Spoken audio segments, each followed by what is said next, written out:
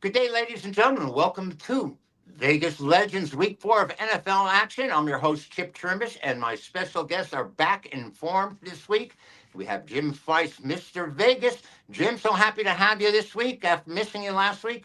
And I know you have a tale to tell about being missing. Paulie's our, just our international bon vivant. He's out of the country again, and I don't know if people are chasing him or he's trying to chase down money. But Paulie, welcome again. I'm glad we're always ready for whatever you have for us. Some great tidbits, and of course, Scott Pritchard. Now, Mr. Pritchard is one of the top handicappers in Las Vegas in contest selections and in future bets. So I advise everyone to have an appreciation of who we have here on a daily basis.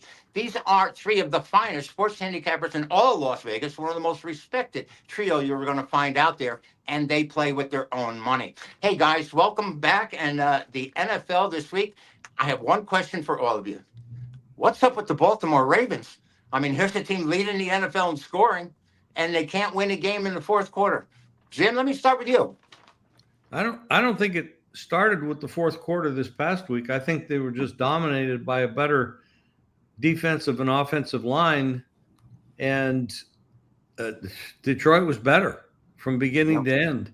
I mean, yeah, Baltimore can score points, but maybe technically somebody can explain it, but they have such a long history of having this massive amount of talent, leading the league and giving up double-digit fourth quarter leads. Now, that didn't happen in this game because they were never really ahead in the game by anything substantial, if they were ahead at all. But there's something missing, and is it the coach? Is it the quarterback? Is it the assistant coaches? I don't know. I'm not smart enough to answer that football question, but there's definitely something missing. Jim, we missed you last week. And to be totally transparent here, because we give an update every week on our places and our status in the contest, I hear you had quite an episode this weekend with your contest.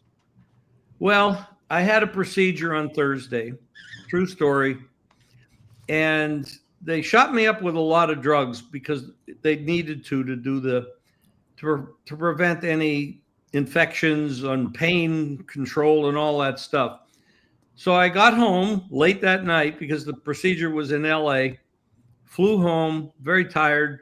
There was actually a 2-hour delay because there was such a storm in Vegas. We had to sit on the tarmac in Los Angeles for 2 hours extra. So I got home, had a good night's sleep, got up in the morning, but I was really exhausted. And I didn't realize it, but I fell asleep. Next thing I knew, it was 3:20 in the afternoon, which is 20 minutes after the deadline, putting in your picks. So you missed the entire day.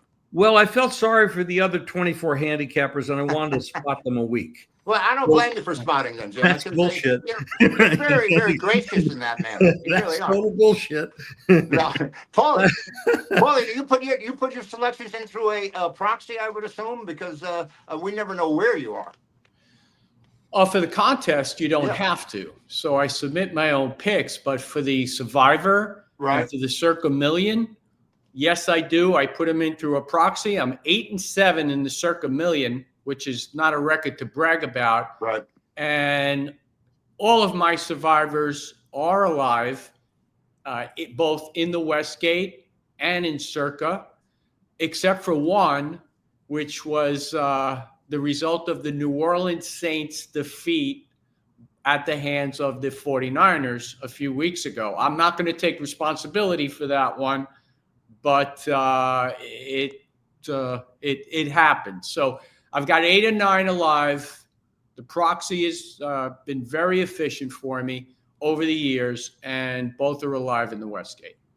Scotty, how are you doing out there in the multitude of contests you're involved in? Westgate contest, college football, 7 games a week. I'm 18-10 versus the number. Westgate Survivor, I have 3 entries alive and well. And in the Circa Survivor, I have 4 entries alive and well. Circa Invitational, I believe I'm in 8th place out of the 25 people right now. And Circa Millions and the Westgate Super Contest, which primarily is NFL point spreads. I've had success in the past, but it's early, and I've struggled ATS versus the number of pro football up to this point. But it's a marathon, not a sprint. Chipper, right. can I throw something in? Sure, why not? From what I do a little show with Andy Iskio when he keeps up on the records, but in the circa millions, which I'm not in because I knew I had some health issues, so I didn't join any of those. And this year, I did last year, but in the circa millions, the first 2 weeks, the top 5 plays each week were 1 and 9 by the top. I mean, and then the third week wasn't that much better. I think it was like 2 and 3. So they have these top plays have just not worked out for most of the people. Yeah, and these are games you're just taking on the money line, virtually straight up. You're not laying points. And, no, the circa millions is a point spread. Oh, that's where you're making 7 It's only the survivor that's not a point spread. Right. Everyone out there, before we get to analysis, don't forget to give us a like and subscribe. And at gamblersworld.net right now, you buy 3 handicappers for the weekend for $99 and you get your 4th one free. So it's a great bargain. $25 a piece for the entire weekend is really great. Gamblersworld.net. Let's start with a little analysis here. And Scotty, I'm going to go to you first. You guys brought to my attention that the Pittsburgh Minnesota game, is it Pittsburgh, Minnesota? Yeah, I believe so, is being played in Ireland. Yes. And how does that affect your handicapping, Scotty? Do you make a power move adjustment, or do you even? I personally, for the most part, just get rid of that game because it starts at an odd time, usually as it is. No, I actually handicap anything and everything. Just let me know where the game is and what the point spread is, and I'll handicap accordingly. I see it as an opportunity. 2 kinds of people in the world: those who take advantage when opportunity knocks, and those who knock every opportunity. And I'm an opportunist, so I see value in this contest. I believe the point spread is 2.5. The Steelers are a bit overhyped, overrated. Very fortunate up to this point in my objective point of view. I don't think they're a very good team. They won because of the turnover battle at New England a week ago. The Minnesota Vikings, I've been high on this team with or without Sam Darnold, with or without J.J. McCarthy. Carson Wentz, obviously an upgrade there. The fact that Jones was hurt as the running back, but Mason, a former Niner running back, is a stud, had 116 yards in the last game. The Vikings are legit. I like the Vikings to stick it to the Steelers on what I call a neutral field. Right. Paulie, anything from you?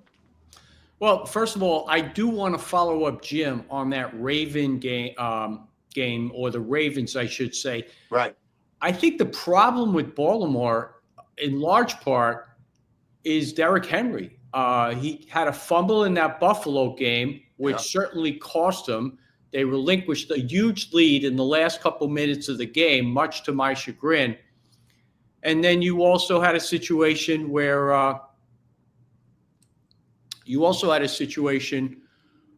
they had an issue against Detroit. So they've given up leads. Their offensive line was vulnerable the other night. I'm just having a problem with my AirPods here, but you bear with me.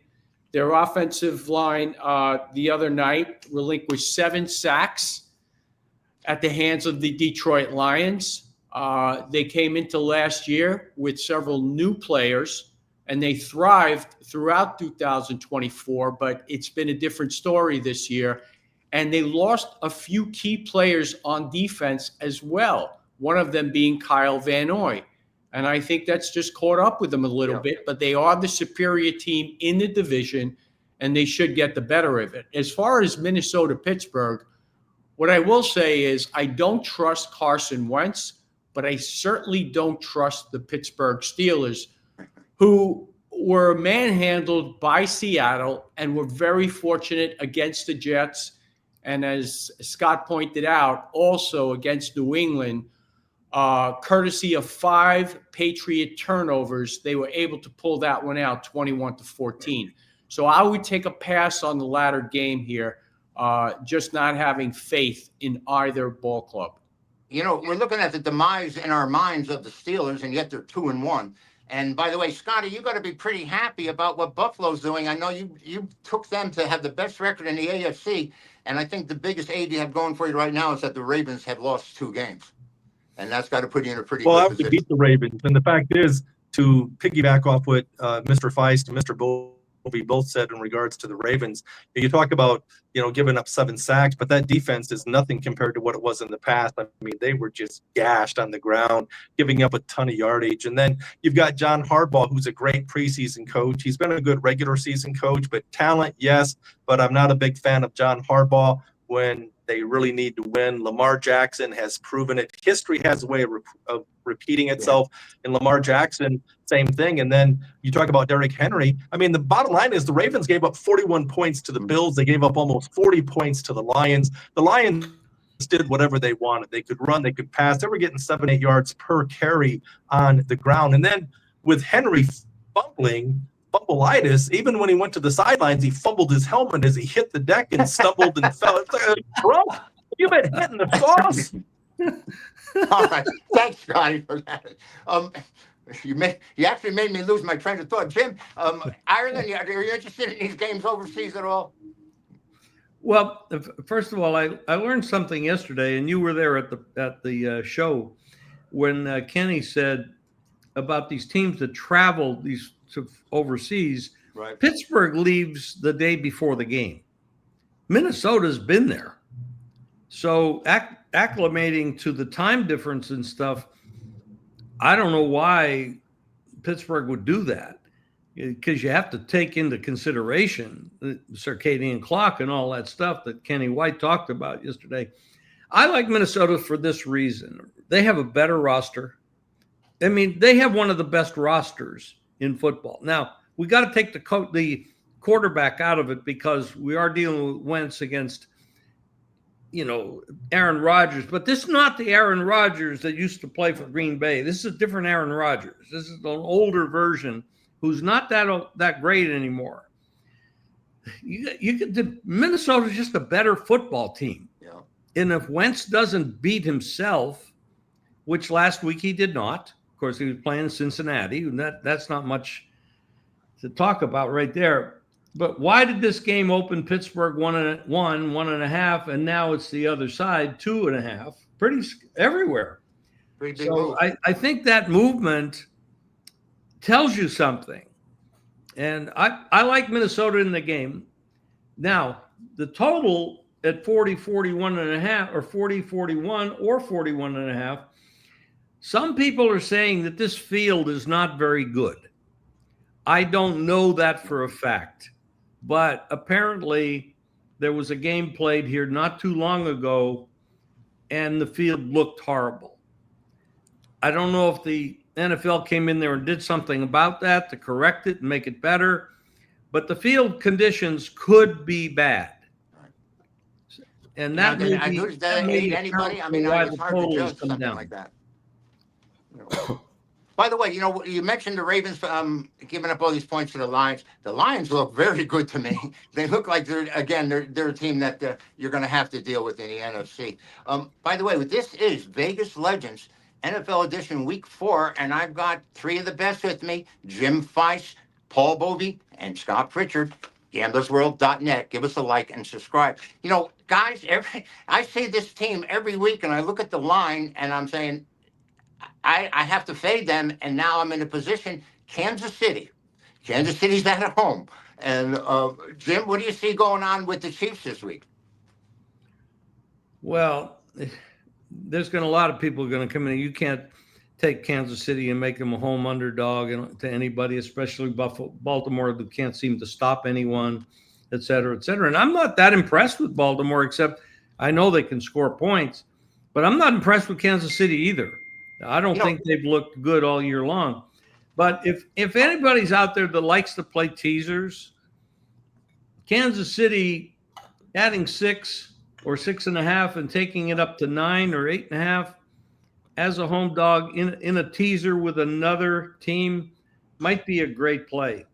Jim, don't you have to lay a stiff number now when you tease games? Well, that's another problem.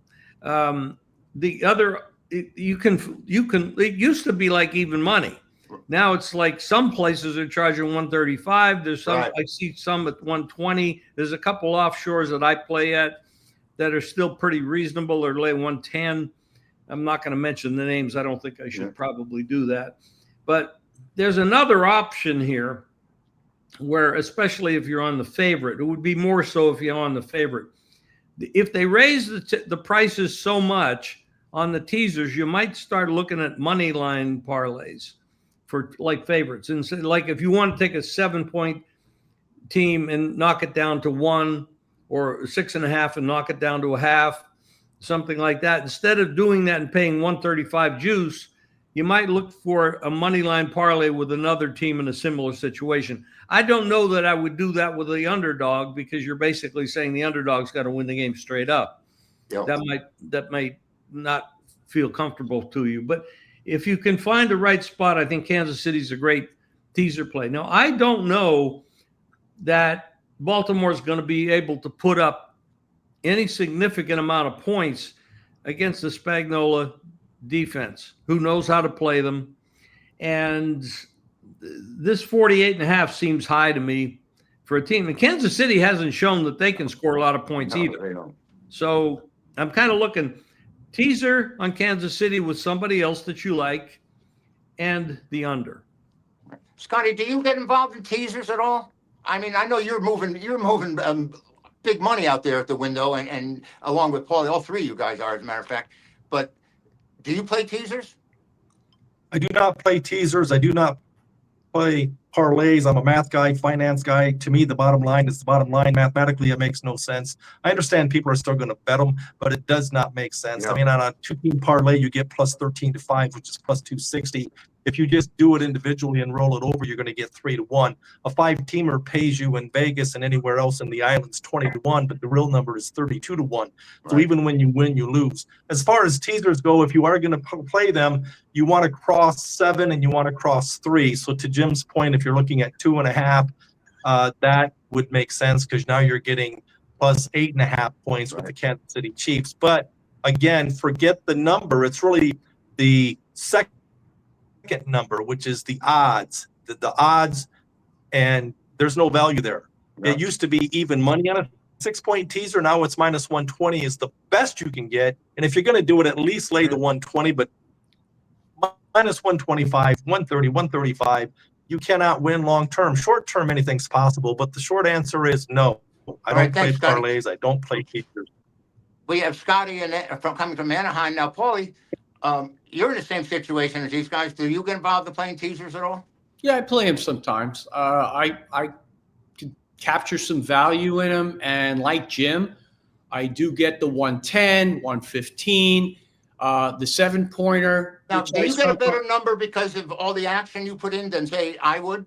No, you just got to look for different spots. I mean, the way I look at sports books are each one has disadvantages, and you have to look for the advantages, okay? Because you may find a sports book and they have 135 on a 2-teamer, but you may find a 3-teamer at plus 170. I actually have a sports book, a 4-team 6-pointer at plus 3 to 1, which is relative to the minus 135 for 2, is a huge bargain. So, some places better on money lines, less of a spread, better on totals, teasers. So I do get involved. But there has to be value inherent in what I'm playing. See, you guys as professionals are smart enough and know enough to have different outs and different outlets, and you're not going to get stuck with one line and in a game when you can get a better price somewhere. So that's part of being a professional out there, and this is why we're here. You guys, if you're going to play, should give yourself as many options as you possibly can. Jim, you have any games that you're sort of keying on or looking at, or you think or have some interest in? I think the one that gets me, of course, is going to be the Giants and Chargers, because I don't want any part of that Giant team anymore, and you can't play against the Chargers. And yet, when I look at it, anyway, give me your best out here. Anyway, what you're looking at. I'll talk a little bit about that, and then I'll go into some stuff that I like.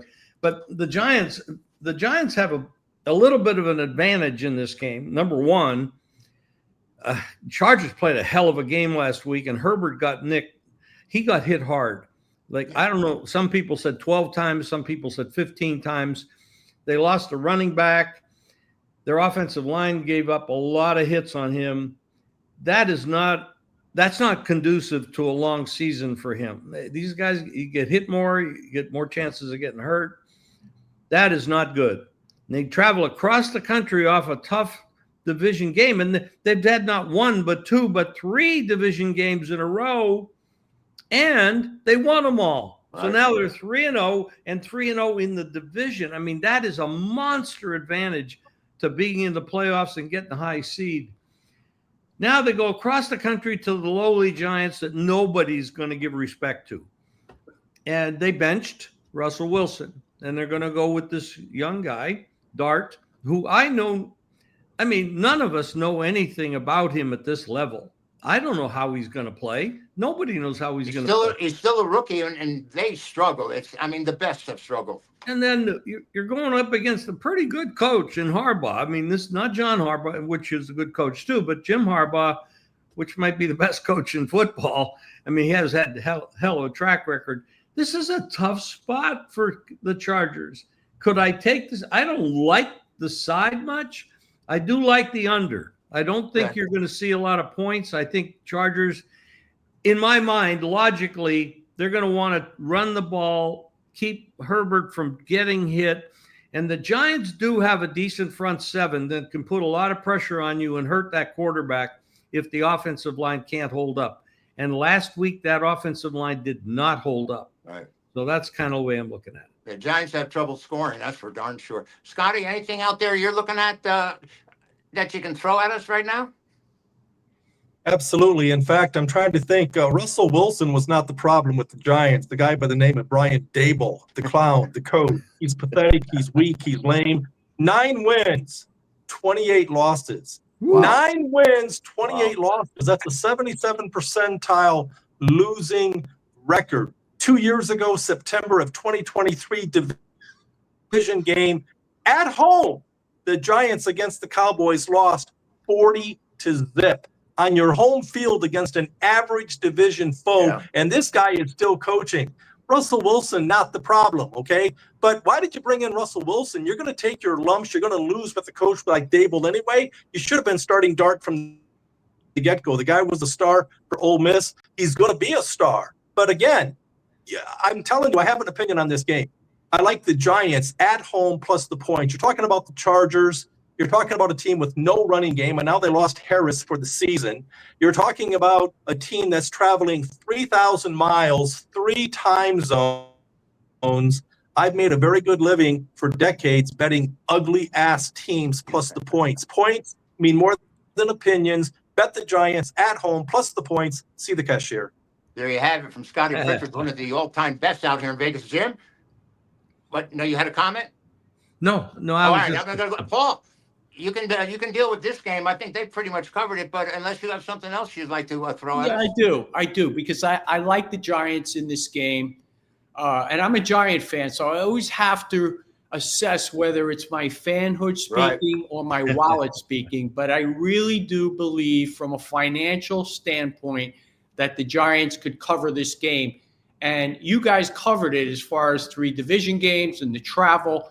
But what really wasn't honed in on were the injuries that the Chargers have sustained. And we all know Slater at left tackle went out before the year on the IR. They're arguably their best offensive lineman, although they drafted Joe Alt, who's also a stud. But when he went out, I wanted to see how the offensive line was going to perform, and it did hold up. But last week, Becton went out as well. And that's 2 pieces off an offensive line. And I think that has a lot to do with, and Jim hit on it, why Justin Herbert was under duress last week. Then you go to the defensive side of the ball. They lost Khalil Mack to the IR with an elbow injury. He had 6 sacks last year. Perriman also on the IR. Cam Hart also questionable for this game. In total, 4 defensive players. 2 are out, 2 questionable. They total about 190 tackles last year as far as statistically. So I think the Giants have a real good shot here. It's all going to be dependent on whether Jackson Dart takes care of the football, because yes, we don't know what to expect out of him. He's a rookie, but I think if he goes in, doesn't turn the ball over, the Giants can rely on Cam Scatterboo, a short passing game, and their defense to hold the Chargers to 20 to 23 points, and that'll give them an excellent chance to cover this game. Well, Paulie, they're going to have to score a touchdown. Did you have them last week against Kansas City?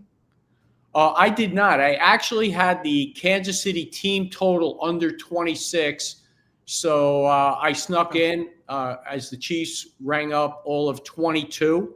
So I didn't take them on the spread. And I did always see a problem in Russell Wilson, who's becoming the Carmelo Anthony of the NFL. In other words, he's running out of teams to be timed by. I mean, you know, but his movement is and that's 4 or 5 years, 3-4 years at least. It's been so obvious to us, you know, maybe not to the coaches or the people who are paying his money, but Russell Wilson hasn't been there in a while now. No, he should have retired in 2022.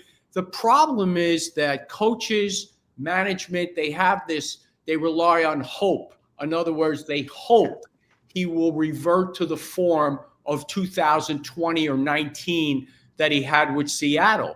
But when a guy is washed, he's generally washed. He's not going to resurrect himself magically.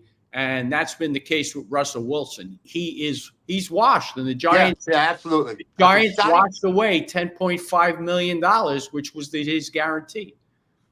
Scotty, you got a comment on this? Yeah, real quick. I love the comparison between Carmelo Anthony and Russell Wilson, and I see similarities. Neither one can pass. You're getting this from the three finest sports handicappers in Las Vegas. Some valuable information here, without a doubt. All right, one more game on it before we break away. Philadelphia Eagles. Very fortunate to win last week. We had 6 games that changed the final score on the last play of the game last week. Yeah. Most of them kicking. And Jim, I know you. I think you had the Rams. Am I correct? Against I did. I lost against the Philadelphia. I thought I heard you say it yesterday. And that's pretty of a disgusting way to lose, where he makes it or misses the field goal, you still win. And the only way you could lose is the way you did lose: a block, a scoop, and a run. It was a tough one. I've only seen that one other time on the last play of the game on a Monday night with the Steelers in Jacksonville. That had to be about 2 decades ago. But, you know, I always say, oh, I've seen that before. And someone says to me, hey, did you see this game? This happened. I go, yeah, we've seen it before. But that's pretty unique to have what happened with the Eagles. You mentioned before if I had a game that I wanted to give up, and I didn't because I started talking about the other game. You just mentioned Jacksonville. I am not a big Lawrence fan. I don't think he's ever developed 6 years in the league. He's never been the guy that they expected him to be. Now he's playing out San Francisco. We know San Francisco, I mean, they have a lot of injuries, but I don't think Jacksonville going up and down the field and scoring any points against this club. This is a pretty tough club, and it's a cross-country trip. But I'm looking at 47 on this game, and I'm actually seeing 47 over 14. I'm seeing, why do people like this game over? I don't see a lot of points in this game. I like the game under. You know, Jim, you may have something. 49ers have only allowed 49 points. Third best in the NFL. Green Bay leads with 44. And defense just doesn't seem to be there anymore in the NFL. And I haven't seen one dominant team defensively yet out there. Jacksonville, they have trouble. Like you said, Lawrence just hasn't come to what we've anticipated he might do. Sort of like Herbert has evolved, it appears, but Lawrence just hasn't grown that much yet. Paulie, you have something out there for us? Or do you? I wanted to comment on the Philadelphia Eagle game, really. Well, there are always going to be those NFL games where you remember where you were. Because it was one of those situations where it's like it's just I don't even know how to describe it, because I remember sitting there last week and I scared the heck out of the person that was in the room because I had the Rams, and I looked for the first thing that I could throw. So I picked up a plastic bottle that was full with my left hand because my right hand had the computer and managed to liquidate or pour liquid on the computer. Fortunately, it didn't ruin it and threw it across the room. And I have tennis elbows, so I screwed that up. But anyway, it was real bad. Okay. And it's one of those things where you just have to say to yourself, no, Paul, you're not giving up gambling. So the next day, you're right back at it. And it was unfortunate. But the Eagles, Tampa Bay, it should be a very interesting game because you got to give a lot of credit to Baker Mayfield and what he's done given his offensive line issues. I mean, they lost several guys, notably Tristan Wirfs, who's their best, and he may be coming back this week, but unfortunately, they're going to lose Mike Evans 2 to 3 weeks to a hamstring injury, but they may get back Godwin. I played this game at the open under 45.5. Unfortunately, not for enough. I was a little skittish on it. The number went immediately down to 43.5. I think it's settled at 44. But I think they got a good shot to win this game, especially with the offensive line getting healthy. And the Eagles offensively, I mean, other than, what was it, the last quarter of the game against the Rams, they really have done nothing this year. Yeah. Barkley hasn't done much either. I don't know, yards per carry is around 3. I don't know. I'm not sure what it is. So, but it hasn't been good. So I would give Tampa Bay a good shot here, taking the points, and that's the way I'd lean. Scott, I was kind of a little surprised the number's as strong as it is for a visitor. Tampa Bay has my respect, a division winner 3 years in a row. Is that number where it is because of the injuries that you guys have just been talking about to the Buccaneers? I think, again, people are living in the past. Philly won the Super Bowl a year ago. That was then. This is now. The fact is they were fortunate to beat Dallas week 1. They were even more fortunate to beat KC by 3 in week 2, and it was a miracle. And you hear about my wins, you have to hear about my losses. And to Paulie's point and Feist as well, thick skin, short memory. I had $5,500 to win $5,000 on the Rams plus 3.5. And you can do everything right. You can be on the right side. And in my case, up 26-7 in the second half. And I'm thinking, even I cannot find a way to lose this game. And I had it covered the entire game. The Rams are down 1 going for the game-winning field goal. Even if they miss, I still win and cover. I was already planning on, okay, what am I going to do with all my money? And then the block kick, run back for a touchdown. Not only do I lose the point spread. So the Eagles are a bit overhyped, overrated. Tampa Bay, a bit overhyped, a bit overrated. But give me the home team plus the points. I see value there. All right, thank you, Scott. There you have it from 3 of the best. As a matter of fact, you can get all 4 of us for a 4-day weekend, get 3 days, 1 for free for $99. And I'll tell you, you can't beat it this weekend with all the college, the pros, and we have in every sport out there. So log on and follow the buy links, as Paul Bovi once told me, and you get the big game winners. All right, for Jim Feist, Scott Pritchard, and Paul Bovi, Chip Chirimbes saying, Vegas Legends right here. We're back every week. Week 4 is in the books. Thank you for viewing. I'll catch you next week.